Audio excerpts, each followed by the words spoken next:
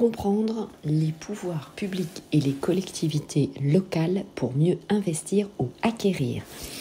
Bonjour à tous, ici Sophie Vergès, bienvenue dans ce nouvel épisode de cette série de mini-cours de droit, on va dire, pour vous mettre le pied à l'étrier. Cet épisode est issu du site internet formationbac+2.com. Ce sont des fiches où vous allez pouvoir également réviser votre BTS profession immobilière. Cet épisode a été créé pour Sylvain et Julien à leur demande. Et donc, ça profite évidemment à nous tous. Allez, bienvenue dans ce nouvel épisode où, connaître comment fonctionnent les pouvoirs publics et les collectivités vont vous permettre, évidemment, de mieux avancer dans votre projet immobilier. Allez, on voit ça ensemble. Alors, quelle est l'organisation des pouvoirs publics ? Vous avez trois organisations. 1, le pouvoir législatif qui est pratiqué par le Parlement. 2, le pouvoir exécutif qui est pratiqué par le chef de l'État et par le gouvernement. Et 3, le pouvoir judiciaire. Celui-ci va utiliser les lois dans le but de trancher les conflits. Bien sûr, le dernier, ce sont les pouvoirs publics locaux et on va distinguer les compétences respectives de l'État central et celles des institutions locales. Alors ensuite, vous avez ce qu'on appelle les collectivités territoriales. Alors c'est quoi les collectivités territoriales ? Ce sont des pôles de décision qui se caractérisent par leur autonomie et dont leurs organes de direction sont élus au vote universel direct. Alors, on va distinguer les collectivités locales suivantes, comme les communes, les intercommunalités, les départements ou les régions.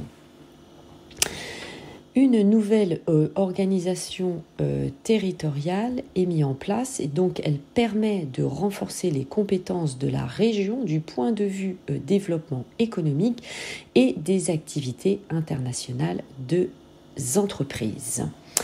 Alors, quels sont les domaines respectifs de chacune, de ces collectivités ? Alors, pour la région, par exemple, il faut savoir que la région va se charger d'établir un schéma régional de développement économique, d'innovation et d'internationalisation, ainsi que l'aménagement durable du territoire. Donc ça, vous l'avez compris, lorsque vous êtes investisseur, acquéreur, vous allez regarder notamment sur le site de la ville tous les documents d'urbanisme qui sont mis en place et donc vous allez aussi avoir des schémas de développement pour savoir ce qui va se passer évidemment. Donc je vous invite très fortement à télécharger tous ces documents, c'est gratuit ou sinon vous rapprochez bien sûr du service de l'urbanisme de la ville. Après la région, vous avez le département qui, lui, va avoir une compétence plutôt sociale. Venons maintenant sur la commune. Elle est plutôt centrée sur l'organisation des services publics de proximité, l'aménagement de l'espace et le développement local. Ensuite viennent les intercommunalités. Intercommunalité, vous l'avez compris, c'est un regroupement de communes. C'est la loi ALUR qui a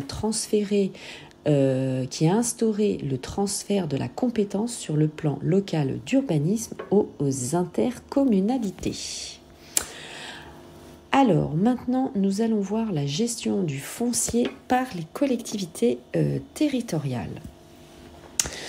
Alors, pour le droit d'acquisition ou de vente sur le marché foncier, sachez que la DGFiP, la Direction Générale des Finances Publiques, va vous donner des informations sur les valeurs foncières à partir de certains fichiers.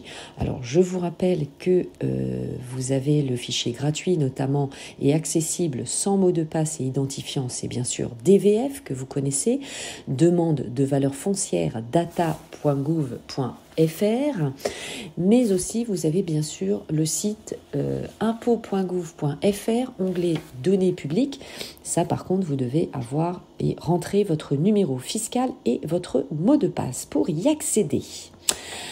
Alors, donc, différents fichiers, comme je vous le disais, où vous allez connaître les ventes immobilières, les ventes qui sont d'ailleurs publiées au service de publicité foncière, avec, évidemment, chaque vente est enregistrée. Je vais y arriver. Alors, ces ventes immobilières qui sont enregistrées vont vous permettre, évidemment, de faire une estimation de valeur et surtout d'être autonome aussi, pour justement avoir cette estimation et négocier au mieux le prix et comparer évidemment cette estimation avec le prix de vente affiché via le conseil évidemment d'un professionnel de l'immobilier, chasseur en immobilier ou agent immobilier évidemment. Ensuite, la Direction générale des finances publiques va évidemment décrire le bien immobilier. Vous savez que pour acheter un bien immobilier, la commune est soumise à des réglementations. Elle doit demander une évaluation d'ailleurs à la Direction de l'immobilier de l'État, qui est un service de la Direction générale des finances publiques, la DGFiP. Alors, voyons les problématiques surtout que vous pouvez rencontrer, notamment c'est l'expropriation, donc ça je vous en ai parlé déjà dans un épisode précédemment.